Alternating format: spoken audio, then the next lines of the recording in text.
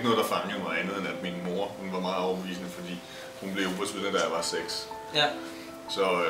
Så det var sådan ligesom det, og det, som 6-årig stiller man jo ikke spørgsmål til sådan noget, eller har interesse for det, men det havde hun jo. Men da jeg så blev teenager, sådan en 16-17 år eller sådan noget, så følte jeg selv, at jeg tog personlig stilling til det, fordi det forekom mig rigtigt, og jeg var overbevist om, at Jehovas vidner havde sandheden, og det var nogle søde mennesker at være sammen med. Og sådan noget. Hvis man er født af en jødisk mor, så er man jøde. Så kan man vælge, hvordan man vil være jøde. Og man vil overholde reglerne ikke, men man er jøde ligegyldigt, om man overholder reglerne eller ej. Så grunden til, at det tog så lang tid, det var, at altså en ting er, har jeg konstateret for mig selv, en ting er, hvad man sådan med forstanden kan regne sig frem til. Noget andet er, hvad man med følelserne kan regne sig frem til. Og rent følelsesmæssigt kunne jeg bare konstatere, at der var det rigtigt for mig at være Jehovas vidne. Og da den følelsesmæssige forståelse af Jehovas vidner var brudt, at Jehovas vidner ikke havde ret, og hvilket i øvrigt var en meget, meget voldsom proces, så kunne forstanden også trænge igennem i forhold til, at jeg kunne tænke over og logisk tænke frem og tilbage over, hvad der var rigtigt og hvad der var forkert i forhold til det, jeg vidste om det. Altså, hvor jeg ligesom også, hvor jeg brugte min sunde fornuft og sige, det der kan jo ikke passe, hvis også det der det skal passe. Og så faldt hele ideen om, at det skulle være sandheden, den faldt sådan set til jorden med et brag. Jeg mener egentlig ikke, at min verden er indskrænket i forhold til min tro. Jeg er så heldig, at i min tro, der er der ikke nogen bud og love, som sådan man skal følge. Jesus han tog alle de mange love, som han kendte fra sin egen jødiske baggrund, og så sagde han, at det er ikke det handler om. Det handler om, det er at elske sin Gud og elske sin næste som sig selv. Og ud af de 2 små bud, vi kalder det dobbelte kærlighedsbud, og ud af de 2 bud, der kan et helt liv og alle forhold, gode forhold vokse. For mig er det sådan, at Gud er en enhed, og det første og vigtigste Gud har gjort, det er at skabe mennesket og givet mennesket en fri vilje. Vi kan vælge, om vi vil være gode eller onde. Gud forhindrer os ikke, at vi er onde. Hvis vi gerne vil være onde, så kan vi gøre det. Hvis jeg vil gå ud og slå 10 mennesker ihjel, så kan jeg gøre det. Jeg må tage konsekvenserne af det, men jeg kan gøre det. Så Gud har givet mennesket sin frivillige, og derfor må jeg også acceptere, at der var 6 millioner jøder, der blev gasset i 2. verdenskrig. Hvorfor forhindrede Gud det ikke? Jamen Gud tager ikke menneskets frivillige. Hvis der er nogen, der er onde, så er de nødt til at gøre det. Så kan de være det. For mig er det meget vigtigt, at mennesket har sin frivillige. Og mennesket er skabt til at vælge, om de vil være gode eller onde. Der er en tydelig forskel på de 3 religioners syn på frihed. I både jødedommen og i den almene kristendom kan man mere eller mindre gøre, hvad man har lyst til. Men i Jehovas vidner er det mere kontrolleret. Det oplevede Christian blandt andet, da han som 22-årig blev udstødt i Jehovas vidner for at have kysset med en veninde. Christian ville ikke angre eller undskylde for sin handling, da han ikke mente, der var brug for det. Men det blev ikke tolereret af ældsterådet. Altså på et tidspunkt blev jeg meget skuffet over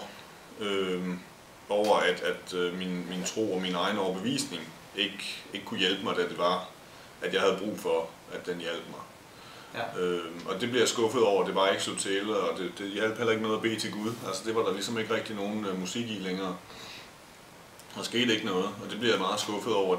Det var anledningen til, at jeg begyndte at stille kritiske spørgsmål. Der er jo mange ting, altså jeg spiser ikke alt, og der er mange ting, jeg gør. Jeg går til gudstjeneste, hvor andre ikke går til gudstjeneste. Der er mange ting, men jeg mener ikke, at det er en indskrænkning. Det er for mig det modsatte.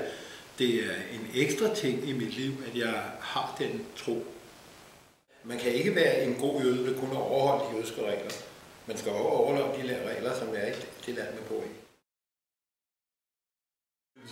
Alle de mennesker, jeg kendte, som er Jehovas vidner, de holdt med at se mig. Og det var der... Jeg husker ikke, at der var nogen, der bekendtgjorde det som sådan, men jeg vidste, at det var sådan. Og da jeg så ligesom trak mig væk fra menigheden, så trak de så også væk fra mig. Og hvordan var det følelsesmæssigt? Det var meget skuffende. Men det var lidt anderledes for mit vedkommende, fordi før jeg blev udstødt og alt det der flyttede jeg væk fra den menighed og fra den by, jeg boede i og havde kendt folk i mange år.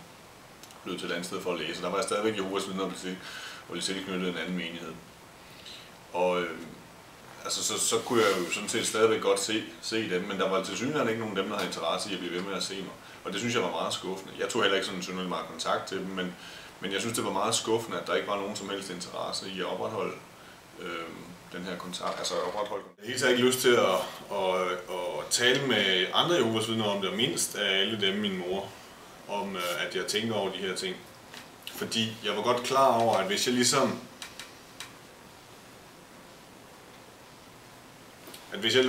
hvis jeg lukkede op for den pose, som hed min egen tvivl, så ville det få meget større konsekvenser for mig, end jeg havde lyst til at håndtere på det tidspunkt. Fordi så ville jeg blive betragtet som en, der havde et problem. Og så ville jeg sådan rent socialt få nogle problemer i menigheden, og det havde jeg ikke på det tidspunkt. Og det var fint nok at bare kunne passe ind og sådan lade som om, at alting var fint nok.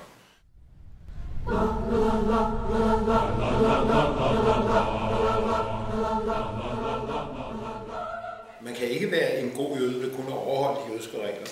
Man skal også overholde de regler, som er i det land, man bor i. Ja, det er da klart, at jeg håber på, at jeg indimellem er i stand til at forklare, at de regler, som vi har i jødedommen, at de er gode for mig. Og hvis jeg så også er i stand til at forklare, at hvorfor de er gode for mig, kan det jo være, at der er nogle af dem, som synes, at det går. Jeg synes, der er en meget stor grad af frihed i den kristne tro og i den lutherske tro. Jeg føler mig sat fri til at være den, jeg er. Det er også det, Jesus mener med alle de der, når han fjerner alle de bud og love, der var. Fordi han vidste godt, at dem kan mennesker alligevel ikke leve op til. Så man kan sige, at hvis man på en eller anden måde, så har man sat sig selv op til en fiasko som udgangspunkt, hvis man forestiller sig, at man skulle kunne overholde alle de bud og regler. Det kan mennesket ikke. Så jeg er sat fri til at være den, jeg er, et menneske med fejl, som træder ved siden af og kommer til at gøre alt muligt, som jeg ikke skulle have gjort, og har tanker, jeg ikke skulle have haft, og alt muligt andet. Men det er jeg fri til at gøre, fordi at det har Gud opdaget, at sådan er det at være menneske.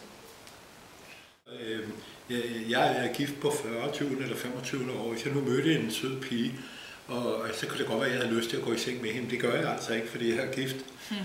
Og sådan er det med andre ting. Det kan altså godt være, at det ser ud som om, det er rent flæskesvær, smadrer godt. Men jeg spiser ikke flæskesvær, og det gør jeg så ikke ligegyldigt, om jeg måtte synes, det er en god duft eller ej. Jeg tror, at de fleste religioner har utrolig stor magt over mennesker. Så har de det i større eller mindre grad, alt efter hvor meget magt de også udøverne selv synes, at man skal have.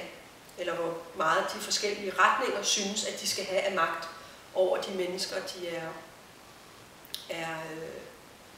har med at gøre. Nu tilhører jeg den protestantiske kirke. I Danmark er vi lutheranere. Det er en gren af den protestantiske kristne kirke. Der er flere af de protestantiske grene, som har utrolig stor magt, og også meget gerne vil have stor magt over deres udøvere. For eksempel kreationisterne i USA, som jo er dem, der har indført, eller gerne vil indføre ved lov, vil de faktisk gerne indføre i flere stater, at man ikke længere må undervise om Darwins evolutionsteori, men at man kun skal undervise ud fra det gamle testamentets skabelsesberetning, der jo siger, at jorden blev skabt på 7 dage. Det må man kun undervise ud fra i skolerne, altså overhovedet ikke noget om Darwin. Det er jo en måde at ville have magt over mennesker, over deres ret til at gå ud og undersøge andre ting og lade sig inspirere andre ting og få forskellige grene af et samfund til at tale sammen og kunne fungere side om side med hinanden.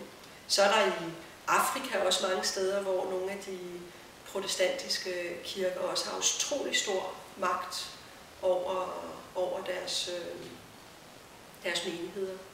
Og måske også steder herhjemme, hvor man i dele af folkekirken har meget faste rammer for, hvad der er i orden og hvad der ikke er i orden. Og på den måde udøver en magt over menigheden.